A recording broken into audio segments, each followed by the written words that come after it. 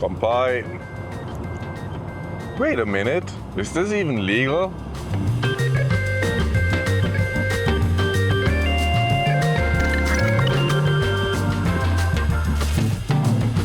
So in the first video that I made when I was here a year ago, we talked about how to rent a car in Japan. We covered all the basics, like what type of driver's license you need, the rental process, and what size car you should get to fit all your group and all your luggage. In this video, I want to cover 5 more topics that should definitely be useful to you when exploring this amazing country by car.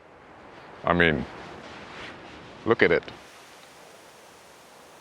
It's things that I learned on my first trip, and knowing them should make your life on the road a lot easier.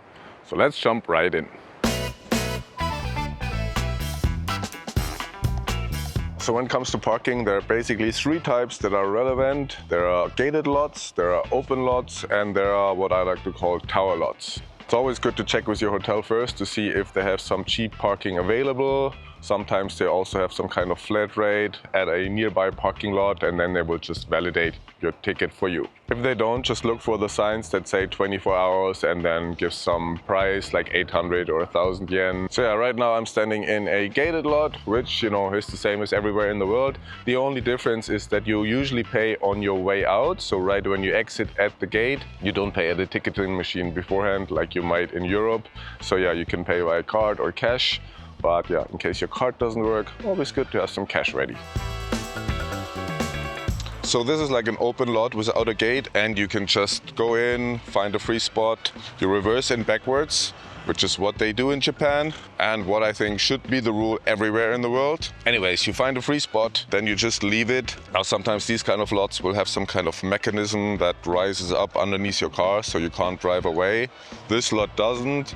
But yeah, don't drive away anyways, because there are surveillance cameras, and if you go out without paying, they will definitely fine you. So yeah, be nice. Yeah, I parked here yesterday, so now just go to the machine, and then you can't read anything, so you press English, start payment, button number 11. Payment is now complete. Now we're good to leave. If there's some kind of mechanism, then it will lower automatically, so you can drive out. So some hotels in the bigger cities have some special kind of parking garage, which is actually pretty cool. You drive your car in, and then it just gets lifted up by some elevator up to some higher level.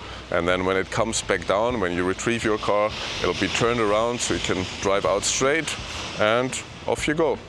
Pretty cool. Just a bit annoying when you forget something in the car.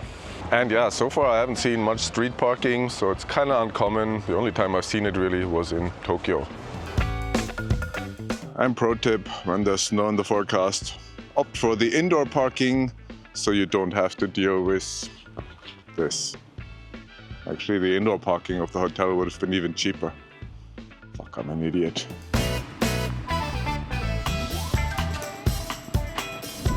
As mentioned in the first video, definitely pick the ETC option when renting a car. This way you can go straight through the automated highway tolls without having to stop.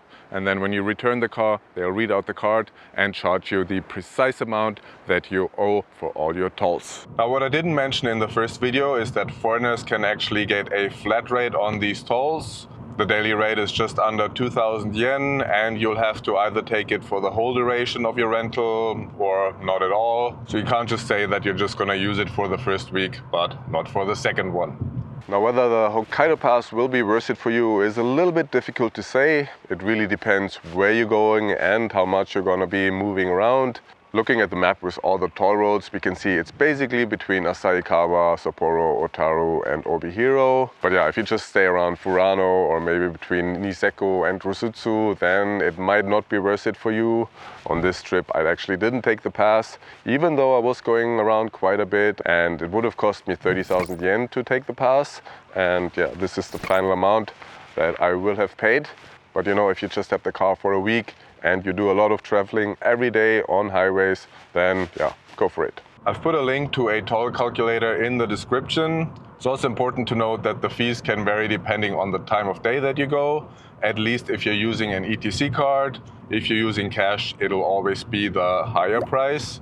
So yeah, definitely get the ETC card, even without the Hokkaido Pass. In any case, it's always a good idea to have some cash at hand in your car, as some smaller toll roads, like the one between Nagano and Hakuba, don't take the ETC card, and yeah, you'll have to pay them directly. Railroad crossing ahead. Bonus tip, when you come to a railroad crossing, you're legally obliged to stop, have a look, and you can cross over.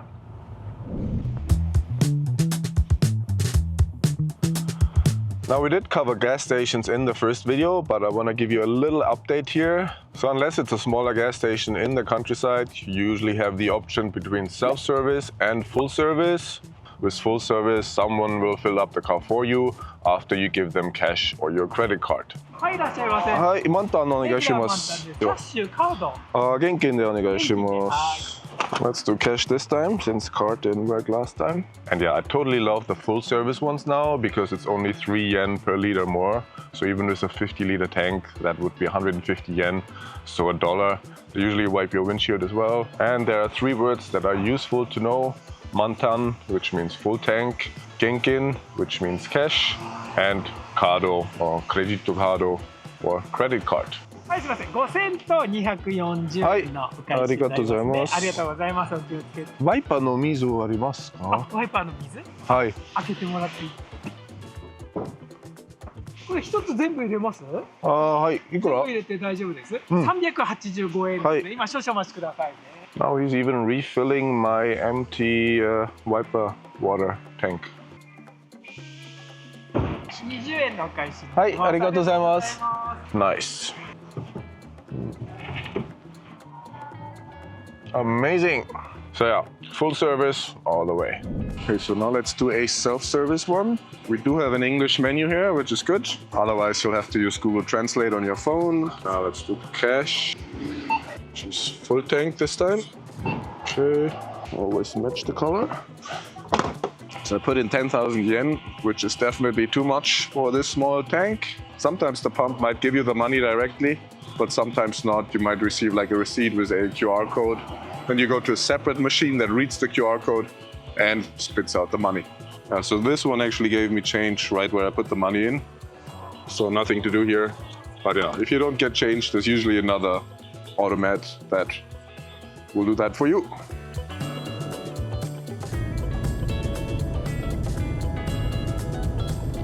And one more pro tip, sometimes in winter you can't really see the stop line, so there'll be a sign on the left with a line where you have to stop. Now let's get to the spicy topics. First up, speeding, a concept completely unfamiliar to any German BMW driver. Hä? Zu schnell? Fahr eh nur 210 wegen der Winterreifen. Of course, going over the speed limit is against the law, so everything I'm about to tell you is not legal advice, but merely an observation. A lot of what I'm about to tell you is based on a Wikipedia article, which I'll link below.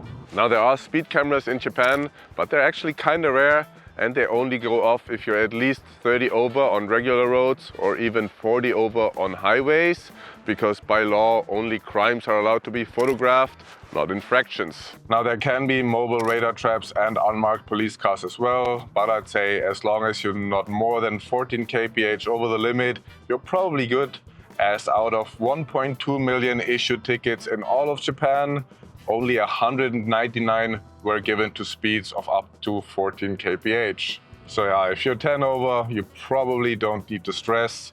And yeah, overall, I think it's just best to go with the flow. Here it's 60, and the truck and the other cars in front of me are all doing around 75. But again, not legal advice coming from a German BMW driver. Was? Blinken. Wo ist denn der überhaupt? Oh. And to give you even more unsolicited, not legal advice, let's talk about drinking and driving. I know you might think, who the fuck am I to talk, since I pretty much glorify beer in all my videos, but I have to say I found it a little bit weird how other bloggers and YouTubers approach this topic, saying the BAC or blood alcohol content is 0, when it's actually 0.03%. However, if you're over that limit, the punishment can be immense. thousands of dollars in fines and even jail time. So given all that, it does make sense to treat the limit as practically zero, as a single drink could push you over the threshold. Moreover, if you do get caught, it's not just you in trouble, but also your passengers, as they share the responsibility of the driver staying sober. And if you do have an accident, you're definitely in trouble with any amount of alcohol in your blood. So while the legal BAC may be 0.03%, the practical and cultural one is a flat zero. I also read somewhere that the police might even do checks in the morning in some business areas to catch salarymen who have been drinking on a little bender the night before. So yeah, don't drive hungover either. Currently, Japan is on a spree to eradicate all drunk driving. At least that's what it says on the Hokkaido police website. Yeah, that's their actual website. I'll leave a link below. I do have a little bit of good news though, as it's not illegal for the passengers to consume alcoholic beverages like beer. If you're from Europe, this may not surprise you, but if you're from the US or Canada, you're probably accustomed to some kind of open container law that prohibits any kind of alcoholic drink in the vehicle. Oh, could I visit, please? Actually, you can, because this is Asahi Zero with 0.00% alcohol. Not just 0%, 0.00%. So, yeah, go for it. Cheers.